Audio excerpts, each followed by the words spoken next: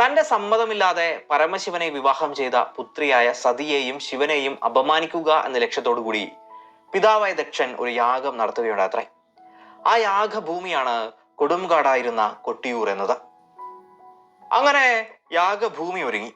ശിവനെയും സതിയെയും ഒഴികെ 14 ലോകത്തെ എല്ലാവരെയും ദക്ഷൻ യാഗത്തിനായി ക്ഷണിക്കുകയുണ്ടായി.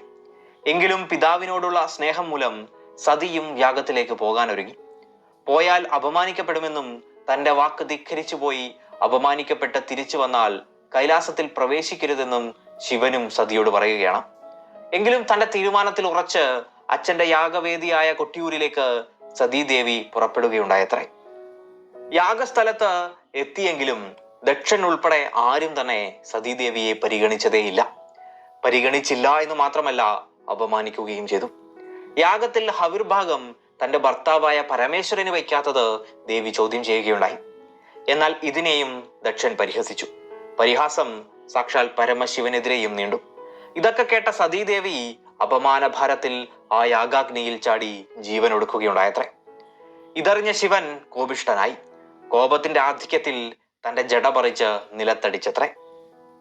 അങ്ങനെ പരമശിവന്റെ ജടയിൽ നിന്നും ഉഗ്രരൂപിയായ വീരഭദ്രൻ ജനിക്കുകയുണ്ടായി. യാഗശാലയിലെത്തിയ വീരഭദ്രൻ ഏവരെയും ആക്രമിച്ചു.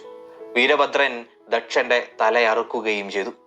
യാഗശാലയിലെങ്ങും അക്രമം സൃഷ്ടിക്കുകയും യാഗശാല തന്നെ തകർക്കുകയും തീ കൊടുക്കുകയും ഒക്കെ ഉണ്ടായി. യാഗത്തിന്റെ കർമ്മിയായ ഭൃഗുമുനിയുടെ താടി പറിച്ചെടുത്ത് എറിയുകയുണ്ടായി.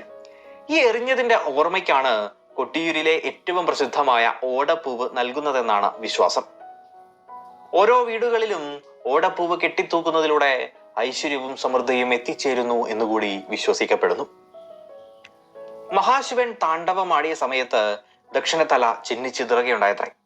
മഹാശിവന്റെ കോപം സർവചരാചരങ്ങളുടെയും നാശത്തിന് കാരണമാകുമെന്ന് മനസ്സിലാക്കിയ മഹാവിഷ്ണുവും ബ്രഹ്മാവും ഒക്കെ ചേർന്ന് ശിവനെ ശാന്തനാക്കുകയും ബ്രഹ്മാവിന്റെ പുത്രനായ ദക്ഷനെ പുനരുജ്ജീവിപ്പിക്കാൻ അഭ്യർത്ഥിക്കുകയും ഒക്കെ ഉണ്ടായി. അഭ്യർത്ഥന മാനിച്ച ശിവൻ ദക്ഷനെ പുനരുജ്ജീവിപ്പിച്ചു. തല ചിന്നിച്ചിതറിയത് കൊണ്ട് ആടിന്റെ തലയാണ് ചേർത്ത് വച്ചത് എന്നൊക്കെ പറയുന്നു.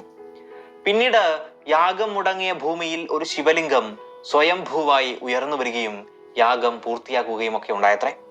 ഭഗവാൻ സ്വയംഭൂവായി കുടികൊള്ളുന്ന സ്ഥലത്തിന് മണിത്തറ എന്നാണ് പേര്. സതീദേവി അപമാന ഭാരത്താൽ യാഗാഗ്നിയിൽ ആത്മാഹുതി ചെയ്ത സ്ഥാനം അമ്മാറയ്ക്കൽ തറ എന്നും അറിയപ്പെടുന്നു.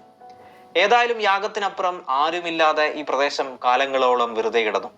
പിൽക്കാലത്ത് കുറിച്യരുടെ കണ്ടെത്തലും അതിനപ്പുറം ഇവിടെ ക്ഷേത്രം ഉയർന്നു വരികയും ചെയ്തു എന്നതാണ് പൊതുവെയുള്ള ഐതിഹ്യം.